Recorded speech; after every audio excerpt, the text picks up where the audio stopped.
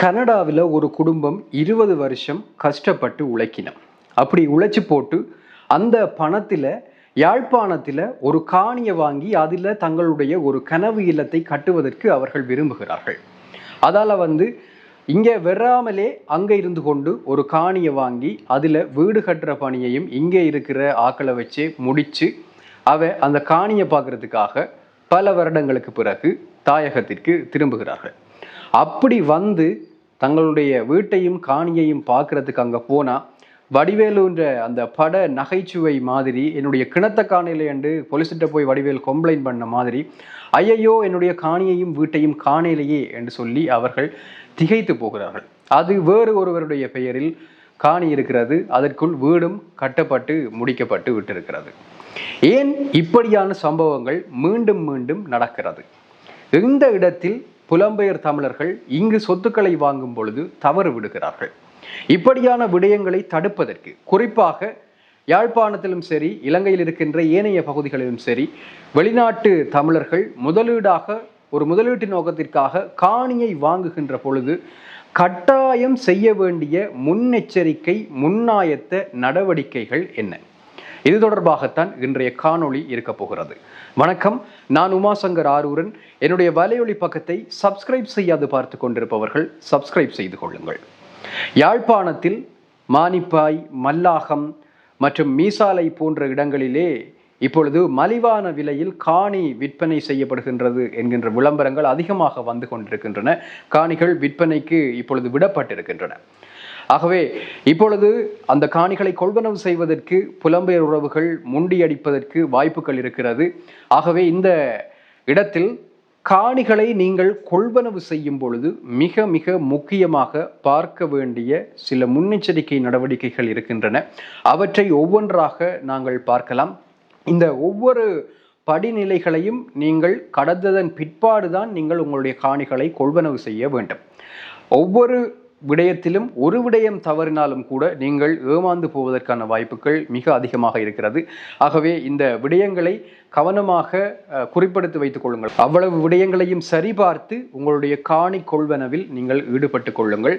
இந்த காணொளியை காணி வாங்குவதற்கு பார்த்து கொண்டிருப்பவர்களோடு பகிர்ந்து கொள்ளுங்கள். அவர்களுக்கு பிரயோசனமானதாக இருக்கும். யாழ்ப்பாணத்தில் காணி வாங்குவதற்கு குறிப்பாக England, Switzerland, France, Germany, Australia போன்ற நாடுகளில் இருந்து பெரும்பாலான மக்கள் ஆர்வத்தை காட்டிக் கொண்டிருக்கின்றார்கள். யாழிலே காணி வாங்கும் பொழுது மிக நீண்ட முன்னெச்சரிக்கை நடவடிக்கைகள் கடைபிடிக்கப்பட வேண்டி இருக்கின்றன. அவற்றுள் முதலாவது விற்பவரினுடைய உரிமையை உறுதிப்படுத்துவது. இந்த விடயம் முதலாவது முக்கியமான செய்ய வேண்டிய விடயமாக இருக்கின்றது. அதற்குள் செய்ய வேண்டிய விடயங்கள், காணியை விற்கும் நபர்தான் உண்மையான உரிமையாளராக இருக்க வேண்டும். அதனை முதலிலே சரிபார்க்க வேண்டும். தேசிய அடையாள அட்டை, கடவுச்சீட்டு, இது போன்ற அடையாளத்தை உறுதிப்படுத்துகின்ற அந்த உரிமையாளரினுடைய அடையாளத்தை உறுதிப்படுத்துகின்ற ஆவணங்களை சரிபார்க்க வேண்டும். அடுத்தது, ஒருவருடைய சார்பாக அதாவது உரிமையாளரினுடைய சார்பாக இன்னொருவர் அந்த காணியை விற்பனை செய்கிறார் என்று சொன்னால் அந்த பவர் ஆஃப் அட்டர்னி, அந்த அதிகார பத்திரம் செல்லுபடியானதாக இருக்கிறதா என்பதனை உறுதி செய்து கொள்ள வேண்டும். ஏனென்றால் சிலர் பவர் ஆஃப் அட்டர்னி வைத்திருப்பார்கள், ஆனால் அது செல்லுபடியாகாததாக இருக்கும், பழையதாக இருக்கும். அதை வைத்துக்கொண்டு உரிமையாளருக்கு தெரியாமல் காணியை விற்று விடுவார்கள். அதனால் மிக அவதானமாக இருக்க வேண்டும். இது முதலாவது ஸ்டெப். அதாவது விற்பவரினுடைய உரிமையை உறுதிப்படுத்தும் பொழுது நீங்கள் செய்ய வேண்டிய மிக முக்கியமான விடயங்களாக இருக்கின்றது. அடுத்தது, இரண்டாவது நடவடிக்கை, காணி உறுதி பத்திரத்தை, அதாவது டைட்டில் டீட் என்று சொல்வார்கள், அதனை முழுமையாக நீங்கள் ஆய்வுக்கு உட்படுத்த வேண்டும். ஆய்வுக்கு உட்படுத்துறேன்டா என்னன்னு சொன்னால் அதில் நீங்கள் பார்க்க வேண்டிய விஷயங்கள், அசல் உறுதி பத்திரத்தை தான் நீங்கள் பார்க்க வேண்டும்.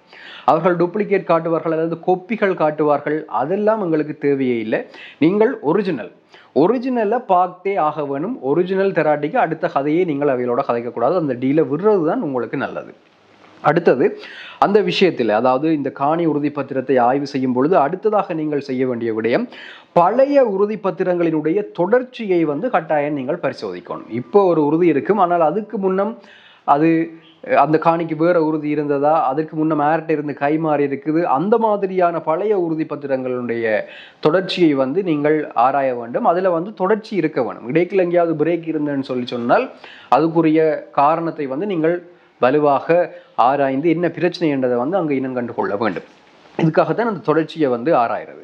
அடுத்தது, இந்த நகல் ஆவணங்களை மட்டும் நம்பி நீங்கள் கொடுக்கல் வாங்கல்களில் ஈடுபடக்கூடாது. உடனடியாக எந்த பணத்தையுமே வந்து நீங்கள் நகல் காட்டி நகல் ஓகே என்றதுக்காக மட்டும் நீங்கள் பணம் கொடுக்கல் வாங்கல்களை செய்யக்கூடாது. மிக மிக முக்கியம், அசல் ஒரிஜினல் நீங்கள் கட்டாயம் பார்த்தே ஆகணும். அதையும் கொண்டு போய் அங்கே நிறைய ஸ்டெப்ஸ் இருக்குது, உறுதிப்படுத்துவதற்கான பல வழிமுறைகள் இருக்குது.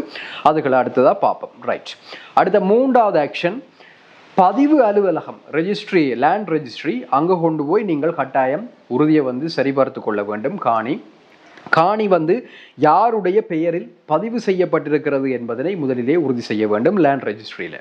அடுத்தது, அடமானம், நீதிமன்ற வழக்குகள் அல்லது உரிமை தடை, இது மாதிரியான விஷயங்கள் ஏதாவது அந்த காணிக்கு இருக்குதா என்றதை நீங்கள் பார்க்கணும். அதை வந்து அந்த லேண்ட் ரெஜிஸ்ட்ரியில் இருக்கிற பதிவுகள் மூலமாக பார்த்து கொள்ளலாம். ஏனெண்டா அடமானத்தில் இருக்கிறது மற்றும் நீதிமன்ற வழக்குகளில் இருக்கிற காணிகள் எல்லாம் வாங்குறது விற்கிறது வந்து ரிஸ்க். அது வந்து உங்களுக்கு அது பிரயோசனம் இல்லாத விஷயமா போயிடும், ஏமாந்து போயிடுவீங்க. ஆகையால் இந்த 3வது ஸ்டெப் வந்து மிக முக்கியம். பதிவு அலுவலகத்திற்கு சென்று நீங்கள் சரிபார்த்து கொள்ள வேண்டும். அடுத்த 4வது நடவடிக்கை, கட்டாயம் செய்ய வேண்டியது, ஒரு உரிமம் பெற்ற வழக்கறிஞரை நீங்கள் நியமிங்கள். செலவானாலும் பரவாயில்லை, ஒரு உரிமம் பெற்ற வழக்கறிஞர். அவர் என்ன செய்யணும் என்று சொல்லி இந்த ஆவணங்களை முழுமையாக ஆய்வு செய்ய வேண்டும். அதுக்கு பிறகுதான் நீங்கள் வந்து பணங்களை வந்து கொடுக்க வேண்டும். ஆகவே விற்பவருக்கு ஒரு வழக்கறிஞர் இருப்பார். விற்பவரினுடைய வழக்கறிஞரை மட்டும் நீங்கள் நம்பக்கூடாது. உங்களுடைய சார்பில் செயல்படுகின்ற அனுபவம் உள்ள ஒரு தனி வழக்கறிஞரை நீங்கள் நியமித்துக் கொள்ள வேண்டும். அடுத்த 5வது மிக முக்கியமான நடவடிக்கை, நில அளவையாளரை நீங்கள் பயன்படுத்த வேண்டும். காணியினுடைய எல்லைகள், காணியினுடைய அளவு, அதெல்லாம் உறுதிப்பத்திரத்தில் இருக்கின்ற அளவுகளோட ஆக்சுவலாக அந்த லேண்டில் இருக்கிற அளவுகள் வந்து பொருந்துதா என்றதை ஒரு லேண்ட் சர்வேயரை நியமித்து அவரை காணிக்கு கூட்டி கொண்டு போய் எல்லாத்தையும் அளந்து பார்த்து உறுதிப்பத்திரத்தில் இருக்கிற தகவல்களோட அந்த தகவல்கள் பொருந்தி போகிறதா என்றதை வந்து நீங்கள் உறுதிப்படுத்தி கொள்ள வேண்டும். அயல் காணியோட எல்லை தகராறு ஏதாவது இருக்கிறதா என்றதையும் வந்து லேண்ட் சர்வேயர் வந்து பார்த்து கொள்ளுவார். அதை விட நீங்களும் வந்து பக்கத்தில் இருக்கிற ஆக்களோட விசாரித்து அதுகளை வச்சுக்கொள்ள வேண்டும். 6வது நடவடிக்கை, நேரில் சென்று நீங்கள் பார்வையிட வேண்டும் அல்லது உங்களுக்கு நம்பகமான ஒருவரை அனுப்ப வேண்டும். அந்த நம்பகமான ஒருவர் என்பவர் தவறு செய்வதற்கு பல வாய்ப்புகள் இருக்கிறது. ஆகையால் அந்த நம்பகமான என்பதனை நீங்கள் தான் வரையறை செய்து கொள்ள வேண்டும், அது யார் என்பதனை. முடிந்தால் நீங்கள் நேரிலே வந்து அந்த காணியை வந்து பார்வையிட வேண்டும். கூகுள் மேப்பில் இருக்கிற புகைப்படங்கள் அனுப்பிவினும் அதை நம்பி ஒருபோதும் நீங்கள் அடுத்த கட்ட நடவடிக்கைகளுக்கு இறங்கக்கூடாது. அடுத்தது, நம்பகமான உறவினர் அல்லது நண்பர் மூலம் நீங்கள் காணியை சுற்றி பார்வையிட்டுக் கொள்ள வேண்டும். முடிந்தால் நீங்களே வந்து பார்த்து கொள்ளுங்கள். 7வது முக்கியமான நடவடிக்கை, அயலவர்களிடம் விசாரித்தல். அந்த காணியை சுற்றி இருக்கின்ற அயலவர்கள்ட்ட நீங்கள் மறைமுகமாக விசாரிக்க வேண்டும். அந்த காணியை வந்து யாராவது நீண்ட காலமாக பயன்படுத்தி வருகிறார்களா, உரிமை தகராறு ஏதாவது இருக்கிறதா, முன்பு விற்பனை முயற்சிகள் நடந்திருக்கிறதா, அந்த விற்பனை முயற்சிகள் தோல்வி அடைந்திருக்கிறதா, இது போன்ற விடயங்களை நீங்கள் இந்த அயலவர்கள் மூலமாக விசாரித்து அறிந்து கொள்ள வேண்டும். அடுத்த 8வது முக்கியமான நடவடிக்கை, முழு பணத்தையும் ஒரே தவணையில நீங்கள் செலுத்தக்கூடாது. முன்பணம் மற்றும் இறுதிப்பணம் என்று கட்டங்கட்டமாக இந்த கட்டணங்களை நீங்கள் செலுத்த வேண்டும். அனைத்து சட்ட நடவடிக்கைகளும் முடிந்த பிறகுதான் மீதி பணத்தை நீங்கள் கையளிக்க வேண்டும். இது ஒரு கட்டாயமான நடைமுறையாக நீங்கள் செய்ய வேண்டி இருக்கிறது. இதற்கு அவர்கள் இணங்காத பட்சத்தில் நீங்கள் அந்த டீலில் இருந்து விலகிக் கொள்வதுதான் சிறந்தது. 9வது நடவடிக்கை, பணப்பரிமாற்றத்திற்கான ஆதாரங்கள். அந்த ஆதாரங்களை நீங்கள் வைத்திருக்க வேண்டும். வங்கி பரிமாற்றம் கட்டாயம், பேங்கு கூடாகத்தான் நீங்கள் உங்களுடைய பணங்களை டிரான்சாக்ஷன் செய்ய வேண்டும். ரொக்க பணம் கொடுப்பதனை முழுமையாக நீங்கள் தவிர்க்க வேண்டும். ஏனென்றால் பேங்கினுடைய ஆதாரம் ஒரு மிகப்பெரிய ஸ்ட்ராங்கான ஒரு ஆதாரமாக இருக்கும். அடுத்தது, அதுக்குரிய ரிசீட்டுகள், ஒப்பந்தங்கள், அக்ரிமெண்ட்ஸ், மற்றது நீங்கள் ஷேர் பண்ணின இமெயில்ஸ், வாட்ஸ்அப் சேட், அதுகளெல்லாம் நீங்கள் ஸ்க்ரீன்ஷாட் எடுத்து அதுக்குரிய ஆதாரங்களாக நீங்கள் திரட்டி வைத்திருப்பது மிக மிக அவசியமானதாக இருக்கின்றது. அடுத்த 10வது முக்கியமான நடவடிக்கை, வெற்று ஆவணங்களில் வந்து நீங்கள் ஒரு நாளும் கையொப்பமிடக்கூடாது. அதாவது அதாவது ஒரு ஆவணத்தினுடைய உள்ளடக்கத்தை முழுமையாக வாசித்து புரிந்ததன் பிற்பாடுதான் நீங்கள் கையொப்பமிட வேண்டும். வெற்று பக்கங்களில் கையெழுத்திடுவது மிக மிக ஆபத்தானது. அடுத்த 11வது நடவடிக்கை, உணர்ச்சி வசப்படாமல் நீங்கள் முடிவெடுப்பவர்களாக இருக்க வேண்டும். ஆகவே நீங்கள் அந்த இடத்துல உணர்ச்சி வசப்படக்கூடாது. நீங்கள் பொறுமையாக இருக்க வேண்டும். நீங்கள் தெளிவாக சொல்ல வேண்டும். தேவையான அனைத்து சரிபார்ப்புகளும், ஆவண சரிபார்ப்புகள், காணி உறுதி பத்திர சரிபார்ப்புகள் அனைத்தும் முடிந்த பிறகுதான் நாங்கள் வாங்குவோம் என்றதை தெளிவாக சொல்லணும். நாளைக்கு இன்னொருத்தருக்கு கொடுக்க போயினோம்னு சொல்லி சொன்னா ஓகே கொடுங்கன்னு சொல்லிட்டு நீங்கள் விலகிறது தான் சிறந்தது. அடுத்த 12வது மிக முக்கியமான நடவடிக்கை, இந்த பரம்பரை சொத்துக்களில் கூடுதல் கவனம் எடுக்க வேண்டும். அதாவது நீங்கள் வாங்க போற காணி ஒரு பரம்பரை சொத்தாக இருக்குன்னு சொன்னால் அனைத்து வாரிசுகளினுடைய சம்மதமும் பெறப்பட்டிருக்கிறதா என்பதனை பார்க்க வேண்டும். உரிமை பங்கீடு சட்டப்படி செய்யப்பட்டிருக்கிறதா என்பதனை நீங்கள் பார்க்க வேண்டும். எதிர்காலத்தில் வழக்கு பிரச்சனைகள் வருகின்ற வாய்ப்பு இருக்கிறதா என்பதனை நீங்கள் பார்த்து கொள்ள வேண்டும். இது மிக மிக முக்கியமானது. பரம்பரை சொத்து ஒன்றை வாங்க போறீங்கன்னு சொன்னா நீங்க எக்ஸ்ட்ராவா அதுல ஒரு கவனம் செலுத்துவது மிக அவசியமானது. அடுத்தது 13வது அதிரடி நடவடிக்கை, நீங்கள் செய்ய வேண்டியது காணி தொடர்பான வரி மற்றும் கட்டணங்களை உறுதிப்படுத்த வேண்டும்.